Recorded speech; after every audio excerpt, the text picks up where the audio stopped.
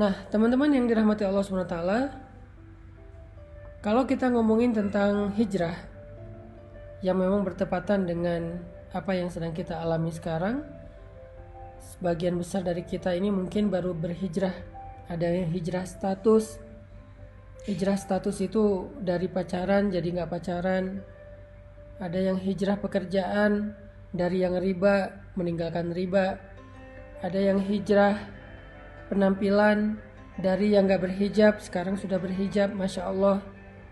Ada yang hijrah perilaku, dari yang tadinya marah-marah, emosi, sekarang lebih kalem. Ada yang hijrah dari dosa, yang tadinya punya banyak dosa, maksiat, sekarang mulai beribadah, mulai belajar taat kepada Allah. Dan banyak lagi varian-varian dari hijrah kita yang intinya dari yang buruk kepada yang baik. Nah, dalam proses hijrah ini, apapun varian dan bentuk hijrah kita, maka ada satu sunnatullah yang berlaku kepada semua orang yang berhijrah. Mau itu nabi, para sahabat, orang-orang solih sebelum kita, semua mereka akan menjalani sebuah proses dari sunnatullah dalam berhijrah. Mau dia hijrah dari pekerjaan riba, mau dia hijrah dari ninggalin pacaran, mau dia hijrah dari membuka aurat jadi pakai hijab, apapun bentuk hijrahnya, semuanya akan mengalami sebuah fase, mengalami sebuah proses yang sudah Allah jadikan sebagai sunnatullah dalam berhijrah. Tinggal nanti kita memperhatikan bentuk dari sunnatullah itu dalam proses hijrah kita apa. Semuanya ngalamin. Para ulama mengatakan dalam hijrah itu ada dua fase yang akan dialami oleh semua orang yang melakukan proses hijrah. Ada dua fase yang ada di dalam sunnatullah yang saya sebutkan tadi.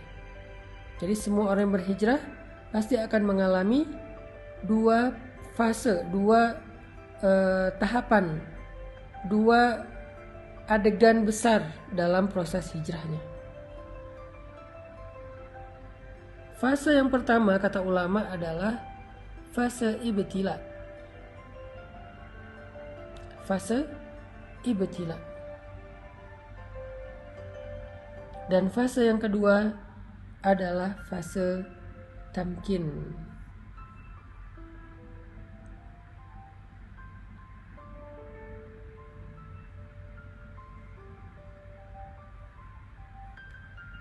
Fase yang pertama adalah fase ibtila. Sedangkan fase yang kedua adalah fase tamkin. Apa itu fase ibtila? Ibtila itu dari kata bala, yang kemudian menjadi bahasa Indonesia bala, artinya ujian. Jadi semua orang yang melakukan hijrah, baik dia hijrah dari yang buruk kepada yang baik, maupun bahkan hijrah dari non-muslim menjadi muslim, converting to Islam. Semua yang menjalankan proses pergantian ini, shifting ini, converting ini kepada yang lebih baik, berhijrah di jalan Allah, maka dia akan mengalami fase yang pertama semuanya, yaitu fase ibtila, fase ujian. Semuanya. Maka nanti teman-teman bisa ngecek di dalam Al-Quran, yaitu surat Al-Ankabut ayat pertama, kedua, dan ketiga.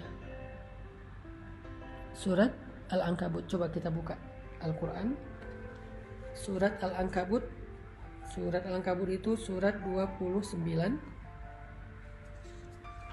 ayat pertama, kedua, dan ketiga.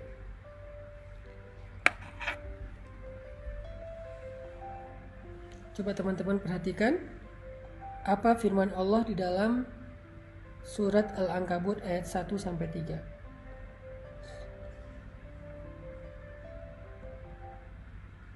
A'udzu billahi minasy syaithanir rajim. Bismillahirrahmanirrahim. Alif Lam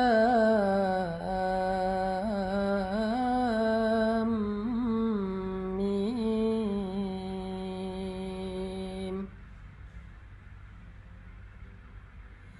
Ahasiban nasu an yutraku an yaqulu آمنا أن يقولوا آمنا وهم لا يفتنون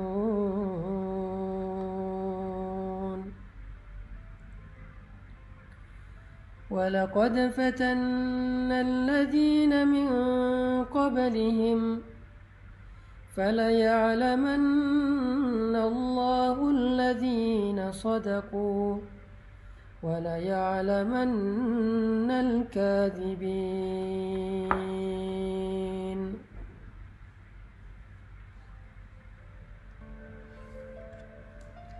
Alif Lam Mim. Apakah manusia mengira akan dibiarkan saja dia berkata kami telah beriman, sedangkan mereka tidak lagi diuji? Padahal sungguh kami telah menguji orang-orang sebelum mereka.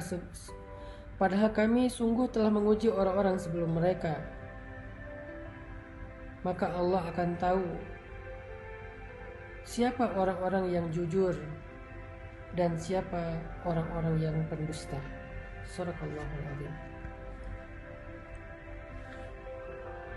Ini adalah janji Allah kepada setiap orang yang berhijrah. Orang yang mengatakan saya pengen berubah. Orang yang mengatakan saya pengen beriman. Orang yang mengatakan saya pengen bertaubat. Orang yang mengatakan saya pengen ninggalin riba. Orang yang mengatakan saya pengen ninggalin pacaran.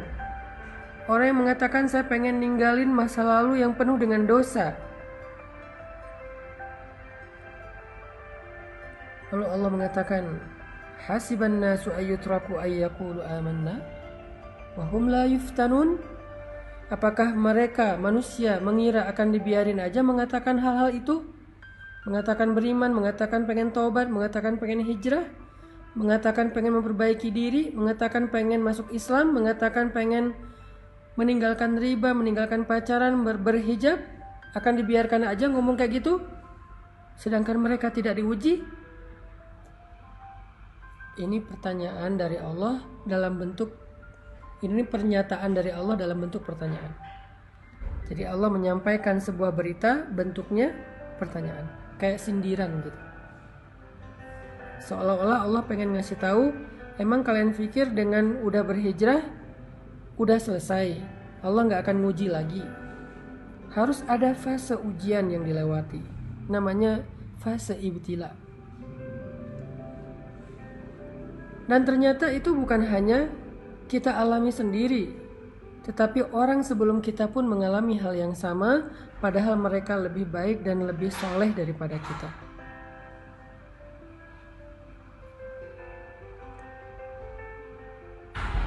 وَلَقَدْ فَتَنَّ الَّذِينَ مِنْ قَبْلِهِمْ فَلَيَعْلَمَنَّ اللَّهُ الَّذِينَ صَدَقُوا وَلَيَعْلَمَنَّ الْكَاذِبِينَ. Dan sungguh kami sudah pernah menguji orang-orang sebelum mereka, sehingga Allah tahu siapa di antara mereka yang benar, yang jujur, dan siapa di antara mereka yang dusta.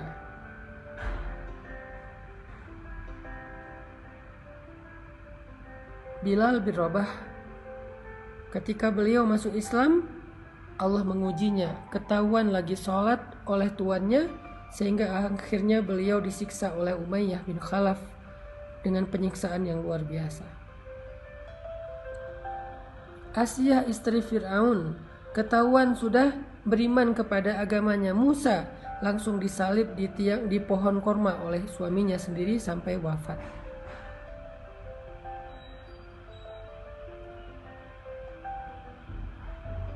Begitu juga dengan sahabat-sahabat yang lain, orang-orang soleh yang lain, para anbiya. Ketika mereka berjalan di jalan Allah, apakah itu dakwah, apakah itu masuk Islam, apakah itu berhijrah, ketika mereka melangkah di jalan Allah, maka fase pertama yang akan mereka lalui adalah fase ibtila. Semuanya sama. Semuanya mengalami fase itu, fase ibtila.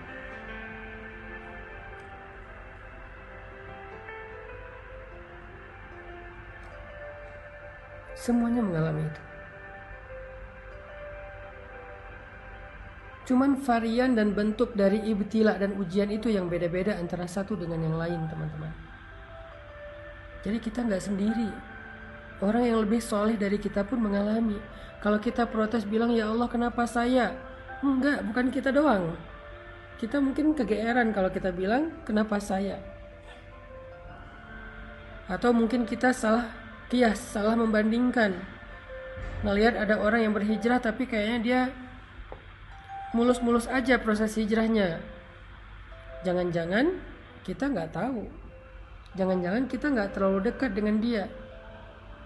Jangan-jangan kita salah sangka tentang dia.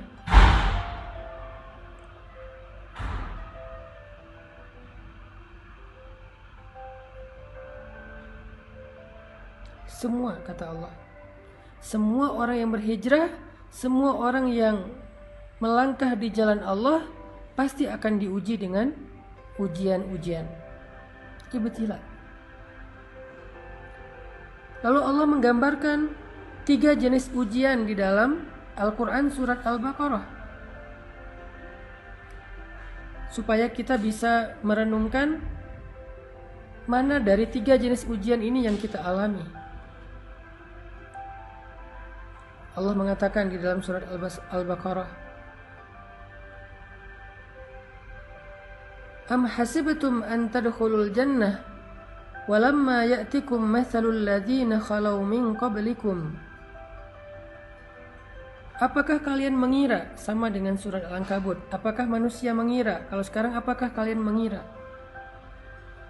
Apakah kalian mengira bahwa kalian akan begitu saja masuk ke dalam surga,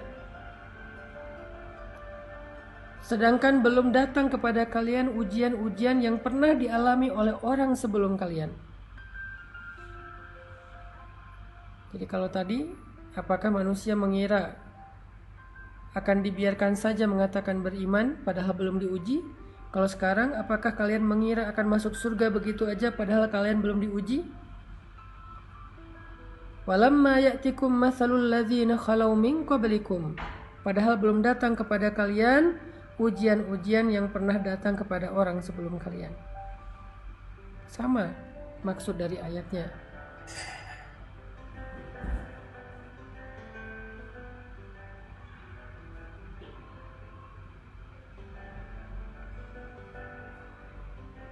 Lalu setelah itu Allah menjelaskan 3 bentuk dari ujian. 3 bentuk ujian. Ujian yang pertama, kata Allah, massathumul ba'sa. Mereka diberikan ujian fisik. Wad-dharra, mereka diberikan ujian harta. Wazulzilu, mereka diuji dengan ujian perasaan. 3 jenis ujian, kata Allah. Ba'sa, dharra, zulzilu.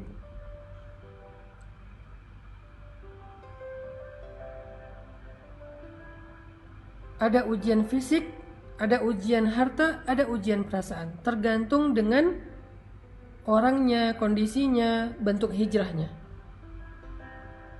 Kalau tadi kita membaca mbaknya sedang diuji dengan ujian harta, yang ketika dia meninggalkan pekerjaan yang ada ribanya, maka kemudian dia tidak mendapatkan pekerjaan lain sehingga dia sekarang mengalami kesulitan secara finansial. Ini ujian dharra, ujian harta. Massathumul ba'sa wad-dharra wazulzilu. Mereka ditimpa dengan ujian fisik, ujian harta, dan ujian perasaan. Dan Allah menggambarkan istilah ujian perasaan itu dengan kata-kata zulzilu, diguncang. Rasanya itu kayak tergoncang. Ini adalah fase yang Allah janjikan kepada semua orang yang berhijrah. Gak ada yang enggak. Semua ngalamin. Ada yang mengalaminya ujian fisik, lelah, sakit. Kalau sahabat dulu disiksa.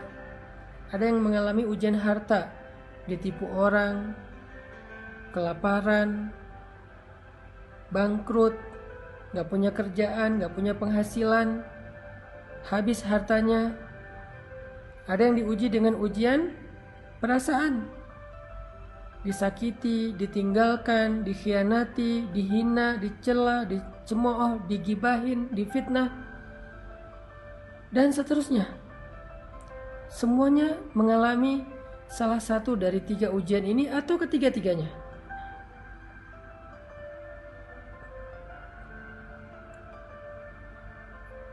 Saking beratnya ujian yang dialami oleh Nabi dan para sahabat,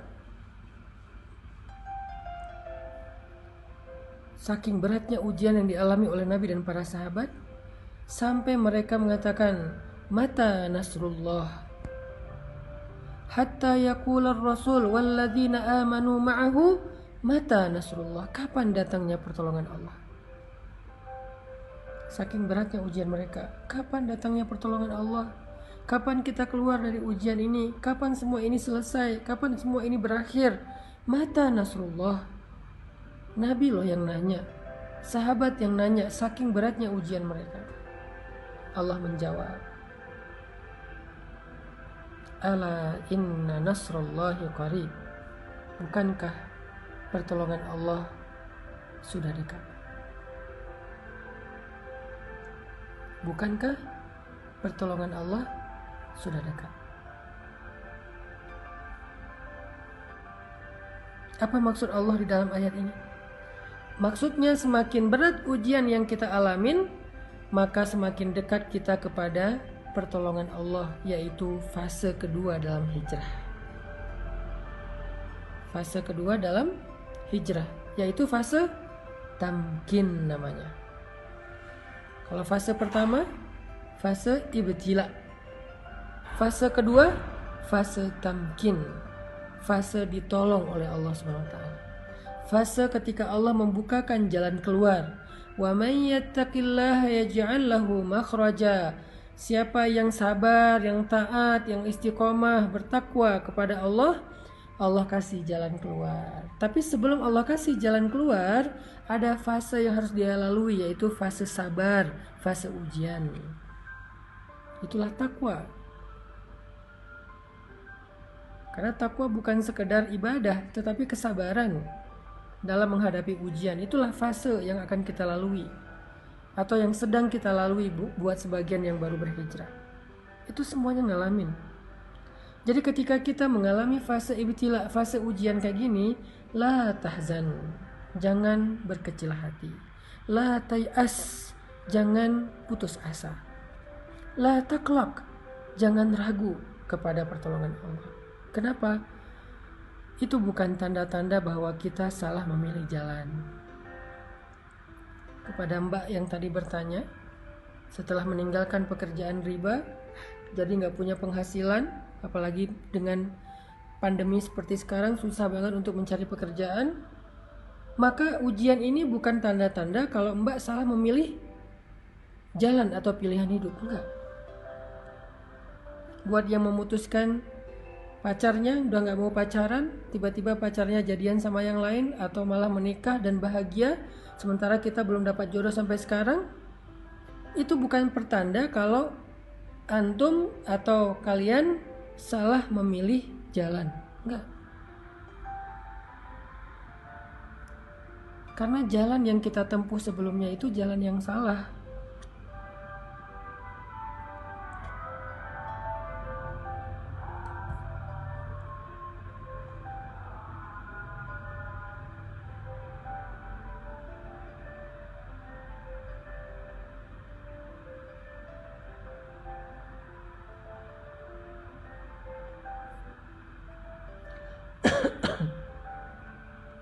Nunggu bakso tahu lewat dulu. Sampai di mana tadi? Itu bukan tanda-tanda kalau kita salah memilih jalan, bukan.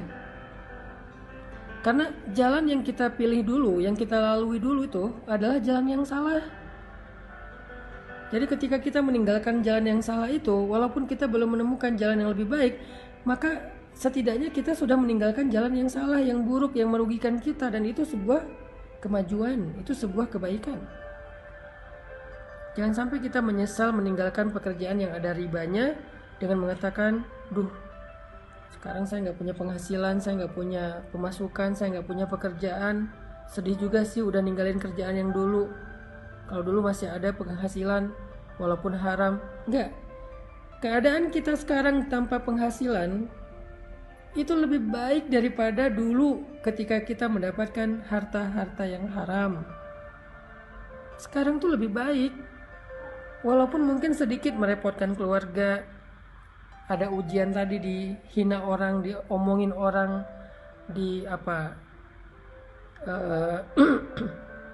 dikritik orang, dicela orang, ujian perasaan kan. Tapi sekarang lebih baik daripada tadi. Kenapa? Mana ada ceritanya dosa itu lebih baik daripada ketika kita menempuh jalan Allah dengan segala resikonya. Enggak. Mbak yang udah kehilangan pekerjaan tetapi hartanya riba, sekarang gak punya pekerjaan tetapi hartanya berkah, sekarang jauh lebih baik. Hanya mungkin sekarang sedang mengalami fase ibtila, fase diuji. Dan fase ujian itu akan naik terus tingkatannya, akan naik terus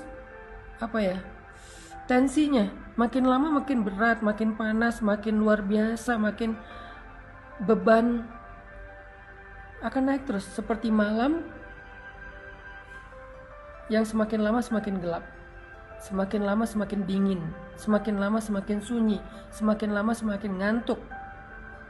Kayak gitu memang fasenya, kayak orang panas naik terus, kayak orang demam naik terus panasnya. Tapi ketika udah berada di puncak, udah berat banget, nggak ketahan lagi, sampai kita bertanya kapan selesainya semua ini, kapan berakhir dan segala macam.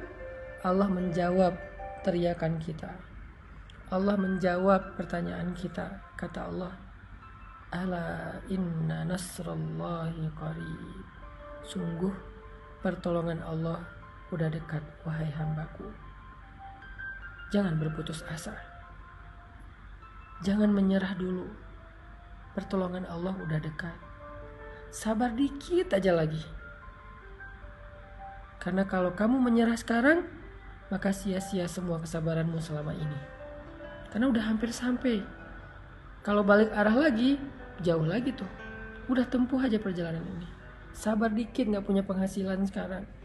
Sabar dikit kalau kita jadi single, jomblo sendiri, gak ada siapa-siapa. Di usia yang segini belum dapat jodoh. Dikit lagi. La taqlaq, jangan ragu sama janji Allah. Innahu la yukhliful mi'ad. Allah gak pernah ingkar janji. Masih ingat kisah ibu Musa yang menghanyutkan bayinya ke sungai Nil? Apakah Allah ingkar janji? Masih ingat kisah perang Badar, para sahabat yang ditolong oleh para malaikat? Apakah Allah ingkar janji?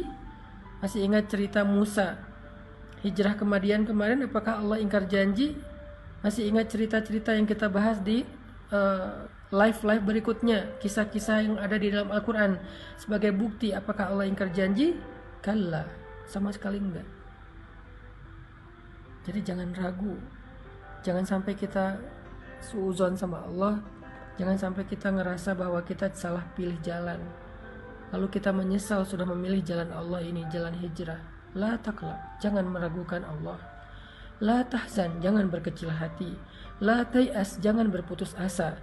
Ala inna nasrallahi qarib, pertolongan Allah sebentar lagi akan datang. Udah on the way. Pertolongan Allah udah on the way, bentar lagi sampai. Jangan sampai kita cancel ordernya, padahal kurirnya udah hampir sampai tuh di depan rumah kita. Dikit lagi. Kenapa Allah tunggu lama banget? Kenapa Allah kasih saya waktu sampai kayak gini? Fala ya'lamannallahu alladhina shadaqu wa la ya'lamannal kadhibin. Allah pengen lihat siapa dari kita yang layak mendapatkan betapa istimewanya pertolongan Allah. Siapa dari kita yang layak mendapatkan rahmat Allah? Siapa dari kita yang layak mendapatkan perhatian Allah? Yang layak mendapatkan cinta Allah? Dan itu nggak mudah. Cinta Allah itu terlalu istimewa. Cinta makhluk aja kita berjuang, masa cinta Allah dapatnya gratisan? Kalau gitu Allah hitung-hitungan dong sama kita. Bukan. Allah pengen mengajarkan kita tentang sabar. Allah pengen mendewasakan kita. Allah pengen melatih kebijaksanaan kita. Seandainya Allah berikan surga itu secara gratis tanpa beramal, maka nggak akan ada bedanya antara orang yang baik dengan orang yang jahat. Berarti Allah nggak adil dong, memperlakukan sama antara orang yang baik dengan orang yang jahat. Orang menyakiti orang lain tetap masuk surga, pembunuh tetap masuk surga, yang mengambil hak orang lain tetap masuk surga, yang zalim, yang kejam tetap masuk surga. Kan nggak adil. Kebaikan Allah itu adalah ketika Allah bersikap adil kepada hambanya, tetapi Allah selalu membuka pintu maaf, taubat dan ampunan bagi mereka yang mau memperbaiki diri. Sebanyak apapun dosanya, fala ubali, kata Allah, aku gak peduli. Kita harus memahami Allah itu secara utuh, gak boleh parsial. Jadi jangan putus asa, jangan berhenti berharap, jangan berhenti bersabar, jangan U-turn dulu. Pertolongan Allah itu dikit lagi sampai, udah on the way, OTW udah.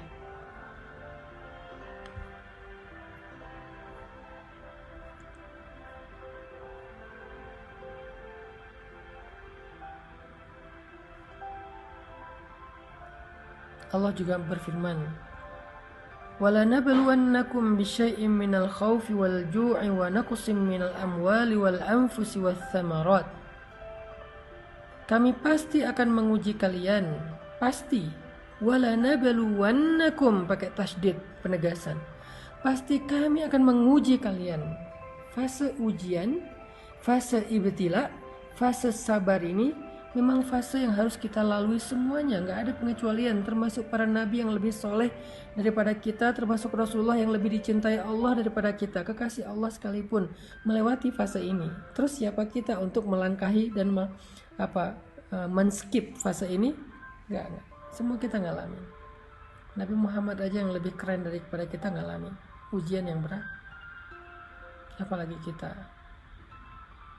yang keimanannya belum tentu benar, yang kata-kata hijrahnya belum tentu jujur, yang bilang pengen memperbaiki diri belum tentu sungguh-sungguh. Maka Allah pasti akan menguji semua kita. Walanabluwannakum, pasti kami akan menguji kalian, bisyai'in, dengan sedikit rasa, bisyai'in minal khaufi, rasa takut, ujian perasaan, wal ju', rasa lapar, ujian harta, wa naqsim minal amwal, kekurangan harta, ujian harta juga, wal anfus, kehilangan orang-orang yang dicintai, ditinggalkan orang-orang yang dicintai, sakit hati, ujian perasaan, was samarat, kebunnya nggak berbuah, nggak jadi panen, segala macam, ujian harta, ujian perasaan, ujian harta, ujian fisik. Lalu di akhir ayat itu apa kata Allah? Wabasyiris sabirin, sampaikan berita gembira kepada orang yang sabar. Apa berita gembiranya? Ala inna nasrallahi qarib, bukankah pertolongan Allah itu sudah dekat?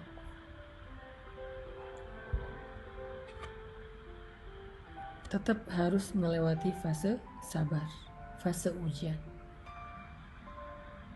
Ini buat yang bertanya, banyak sih yang nanya tentang masalah ini. Ustadz, saya sudah hijrah. Ada yang bilang, Ustadz, saya udah ninggalin, gak mau pacaran lagi. Tapi gimana ya sekarang? Saya takut dia jadian sama yang lain. Saya takut kehilangan dia. Aslinya saya gak bisa ngelupain dia.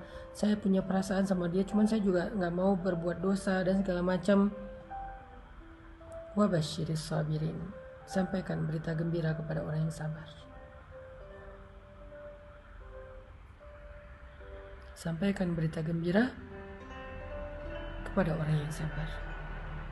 Ustadz, saya udah hijrah, udah memakai hijab, tetapi sejak saya berhijab kok hidup saya banyak masalah.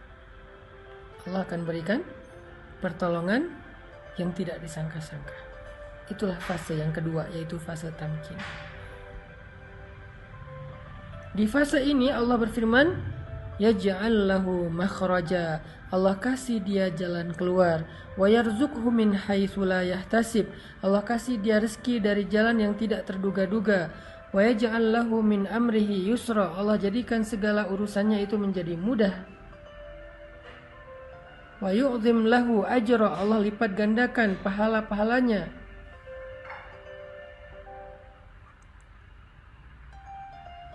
Fase tamkin, fase ketika Allah menolongnya, fase ketika Allah SWT memberikan kejutan untuk dia.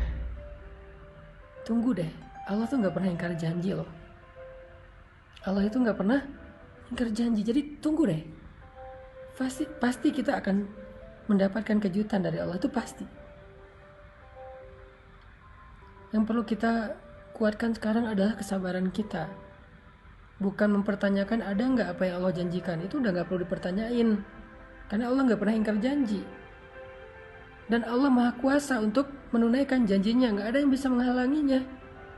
Kalau kita kadang-kadang walaupun kita baik, bisa aja ingkar janji gara-gara emang nggak bisa menunaikannya, ada masalah, ada halangan. Kalau Allah nggak ada halangan. Yuridu syai'an in arada syai'an ay yaqula lahu kun fayakun. Kalau Allah pengen sesuatu, Allah cuma bilang jadilah, jadi tuh.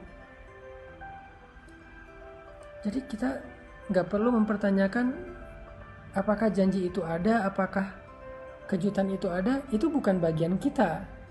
Justru itu yang melemahkan kita. Nggak usah ditanyain. Yang perlu kita siapin, yang perlu kita kuatkan itu adalah kesabaran kita sekarang dalam fase ibtila. Kesabaran kita untuk menunggu janji Allah. Ala inna nasrullahi qarib. Bukankah pertolongan Allah udah dekat? Kita kuatkan aja dulu kesabaran kita. Tunggu aja. Pasti Allah akan tunaikan janjinya. Pasti Allah akan kasih kita kejutan yang bikin kita senyum-senyum sendiri nanti. Ana inda dhanni abdi bi, kata Allah. Aku tergantung prasangka hambaku kepadaku. Jangan sampai kita terbersit pikiran dan prasangka yang gak baik tentang Allah, yang nanti akan merugikan diri kita sendiri. Karena Allah tergantung prasangka kita. Yakin aja, tunggu deh. Ketika kita tetap menjaga prasangka baik kepada Allah, kita sabar, tabah, nunggu, gak berhenti, berikhtiar, gak berputus asa, kita akan sampai kepada fase tamkin. Kita akan tersenyum ketika mendapatkan kejutan dan pertolongan Allah yang luar biasa. Itu yang dialami oleh Bilal bin Rabah. Dia masuk Islam, lalu dia ketahuan sama tuannya, lalu dia diuji dengan disiksa oleh Umayyah bin Khalaf. Siksaan yang hampir membuat dia meninggal dunia. Saking beratnya siksaan tersebut, ditindih batu yang besar, yang mungkin lebih berat daripada orang, ditindih di dadanya, hampir aja tulang rusuknya patah, dijemur di bawah terik matahari yang panasnya lebih dari 50 derajat, dicambuk, disiram dengan air panas, dibakar, dikulitin, dibeset-beset, dan segala macam bentuk penyiksaan yang luar biasa. Bilal hanya bilang ahadun ahad, ahadun ahad. Dari yang tadinya dia mengatakan ahadun ahad dengan suara lantang sampai hanya bisa berbisik ahadun ahad, saking beratnya ujian Bilal. Dia gak berputus asa terhadap ahadun ahad. Kemudian Allah datangkanlah tamkin, pertolongan. Allah utus Abu Bakar As-Siddiq untuk membeli Bilal. Lalu setelah dibeli oleh Abu Bakar, Bilal berpikir, dia akan menjadi budaknya Abu Bakar, dan dia ridho menjadi budak Abu Bakar karena menjadi budak Abu Bakar adalah keberuntungan, punya tuan sebaik Abu Bakar. Tapi ternyata Allah ngasih dia kejutan, bukan hanya dibeli oleh Abu Bakar, tapi setelah dibeli saat itu juga Abu Bakar mengumumkan, Bilal adalah saudara saya di dunia dan di akhirat. Artinya Bilal bukan budaknya Abu Bakar, tapi saudaranya Abu Bakar. Bilal bukan budaknya Abu Bakar, tapi saudaranya Abu Bakar. Kalimat saudara ini bukan basa-basi. Kalimat saudara ini bagi orang Arab, apalagi bagi para sahabat, itu berarti sebuah janji, muahadah, yang kalau ada apa-apa, maka Abu Bakar yang akan membela Bilal. Kalau ada apa-apa, Abu Bakar yang akan menanggung kebutuhan Bilal. Ada apa-apa, Bilal bisa datang ke rumah Abu Bakar kapan saja. Ketuk 24 jam, rumah Abu Bakar itu terbuka untuk Bilal. Keluarga Abu Bakar adalah keluarga Bilal. Anak-anak Abu Bakar adalah ponakannya Bilal. Kejutan dari Allah. Tiba-tiba Bilal, budak dari Habasyah, yang hina, yang gak ada nilainya, menjadi saudara dari seorang laki-laki yang terhormat, kaya raya, mulia akhlaknya di kota Mekah. Sehingga tiba-tiba budak-budak yang lain jadi cemburu kepada Bilal. Aduhai, seandainya aku seperti Bilal. Kejutan dari Allah.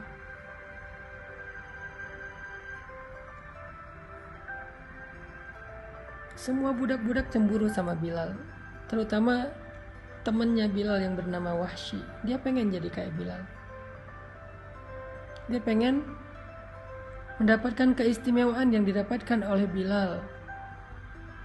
Diangkat menjadi saudara pemuka Quraisy, dan itu belum pernah terjadi dalam sejarah perbudakan di kota Mekah. Belum pernah terjadi. Ada budak diangkat menjadi saudara pemuka Quraisy, itu nggak ada. Menjadi saudara orang biasa aja nggak ada, apalagi pemuka Quraisy. Terhormat banget. Keesokan harinya penampilan Bilal udah berubah. Dia udah nggak pakai lagi baju budak yang compang-camping, yang kasar. Abu Bakar memberinya baju yang baru. Abu Bakar memberinya baju baru. Abu Bakar memberinya tempat tinggal yang layak di sebelah rumah Abu Bakar. Abu Bakar memberikannya pekerjaan, dan dia bekerja untuk diupah, bukan bekerja sebagai budak. Keesokan harinya, tiba-tiba Bilal jalan di jalan kota Mekah. Dan ketika bertemu dengan Wahsy, temannya yang sesama budak dulu, Wahsy sampai pangling lihat Bilal yang sekarang udah berubah banget. Walaupun tetap baik, tetap humble, tetapi penampilannya udah berubah banget. Orang-orang Mekah yang tadinya memandang Bilal dengan pandangan hina, sekarang kalau berpapasan dengan Bilal, mereka menghormati Bilal. Di pasar, Bilal membeli barang untuk dirinya sendiri, bukan untuk orang lain, bukan untuk tuannya. Bilal bisa membeli barang dengan uangnya sendiri, dan orang berdagang berjual beli dengan Bilal. Dan puncak dari kejutan yang Allah berikan kepada Bilal adalah ketika Nabi mengatakan, "Wahai Bilal, bima sabaktani ilal jannah?" Dengan apa engkau mendahului aku ke surga, wahai Bilal? Dijamin masuk surga. Dijamin masuk surga. Nabi udah mendengar langkah-langkah kaki Bilal di dalam surga, padahal orangnya masih di dunia. Masya Allah. Nabi udah mendengar langkah-langkah kaki Bilal di surga, padahal orangnya masih di dunia. Makanya Nabi dengan candaan tapi serius sambil tersenyum bertanya kepada Bilal, "Bima sabaktani ilal jannah ya Bilal?" Dengan apa engkau mendahului aku, wahai Bilal, ke surga? Seolah-olah Bilal masuk surga duluan daripada Rasulullah. Ini candaan dan penghargaan Nabi kepada Bilal. Allah muliakan Bilal di antara manusia penduduk bumi. Allah muliakan Bilal di antara kaum muslimin, sehingga dia dihormati dan dikenang sampai hari ini sebagai muazzin Nabi yang mengajak orang kepada Allah, mengajak orang beribadah sujud kepada Allah.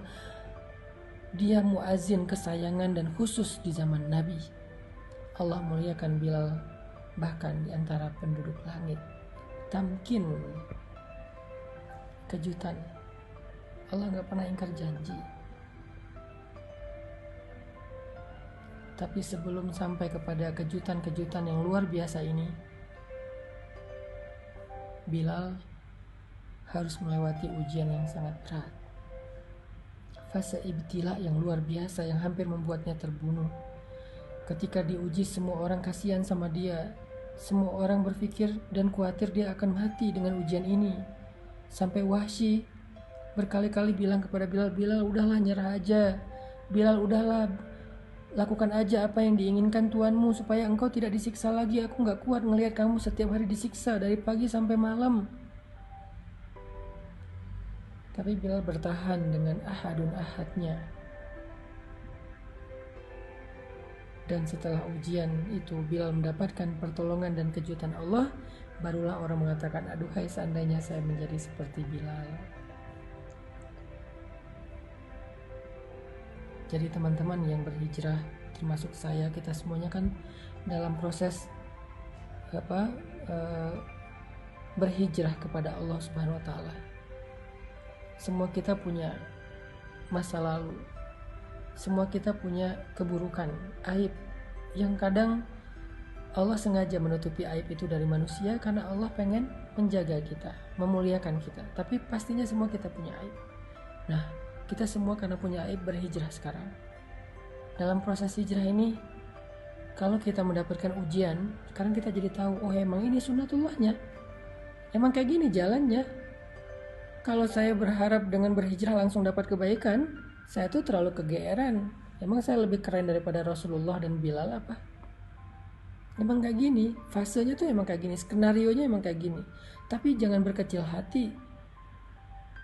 Ini tuh cuman fase awal, masih ada fase kedua, masih ada episode kedua.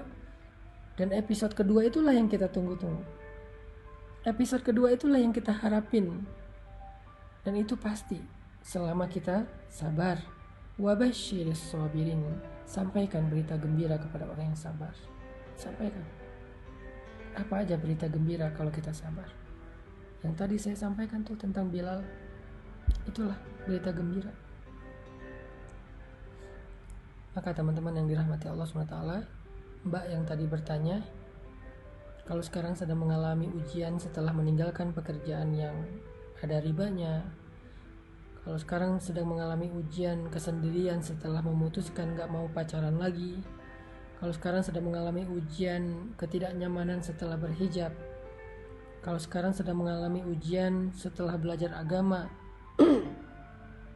setelah tahu agama jadi mungkin terbatas beberapa gerak-geriknya, aktivitasnya jadi terbatas, jadi agak sedikit harus beradaptasi lagi. La tayas, jangan putus asa. La tahzan, jangan berkecil hati. Innallaha ma'ana, Allah membersamai kita. Itu adalah pesan Nabi dalam peristiwa hijrah. Apa pesan Nabi dalam peristiwa hijrah? Yang paling fenomenal dan legend banget, la tahzan, innallaha ma'ana. Itulah pesan hijrah. Jangan sedih, Allah bersama kita. Kenapa Nabi berpesan demikian? Karena Nabi tahu hijrah itu gak mudah. Karena Nabi tahu hijrah itu prosesnya berat. Karena Nabi tahu hijrah itu pasti awalnya ada ujian. Maka Nabi mengatakan sebagai bekal bagi semua yang mau berhijrah, mengikuti langkah dan jalannya Nabi, la tahzan, innallaha ma'ana. Jangan berkecil hati, jangan bersedih, jangan berputus asa, jangan khawatir, jangan ragu. Allah bersama dengan kita.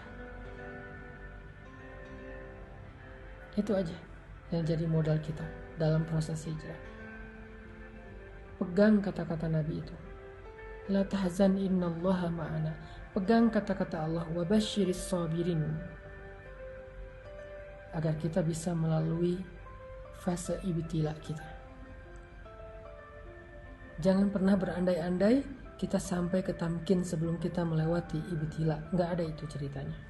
Sampai Imam Asy-Syafi'i pernah ditanya oleh seorang muridnya, ayyuhuma afdal ya syekh, ayyubtala aw yumakkan? Mana yang lebih utama wahai syekh, seseorang yang diuji atau diberikan pertolongan? Maka Imam Asy-Syafi'i mengatakan, la yumakkan hatta yubtala, fa inna tamkin ba'dal ibtila. Gak akan ditolong oleh Allah sebelum dia diuji, karena sesungguhnya pertolongan dan kemenangan itu adalah hasil dari kesabaran dalam ujian.